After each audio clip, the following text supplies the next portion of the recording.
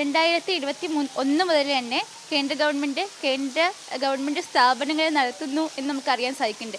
കേരളവും അവരുടെ വഴിയെ സഞ്ചരിക്കണം എന്നൊരു വാശിയുടെ പുറത്താണ് ഇപ്പോൾ ഗവർണറിനെ ഉപയോഗിച്ചത്. കാരണം വിദ്യാഭ്യാസ സ്ഥാപനങ്ങളിലേക്ക് ഇത് കൊണ്ടുവരുമ്പോൾ അതിനെ വിദ്യാർത്ഥികളിലൂടെ യുവാക്കളിലൂടെ തന്നെ കേരളത്തെ അങ്ങനെ ആക്കി മാറ്റാം എന്നതാണ് അവരുടെ ശ്രമം, അവരുടെ ആഗ്രഹം അതാണ് എന്നുണ്ടെങ്കിലും അതിവിടെ നടപ്പാകില്ല എന്നുള്ള നിലപാട് തന്നെയാണ് കേരളത്തിലെ എല്ലാ വിദ്യാലയങ്ങളിലും എല്ലാ സ്ഥാപനങ്ങളിലെയും വിദ്യാർത്ഥികൾ പറഞ്ഞു വയ്ക്കുന്നതെന്നാണ് മനസ്സിലാക്കാൻ സാധിക്കുന്നത്.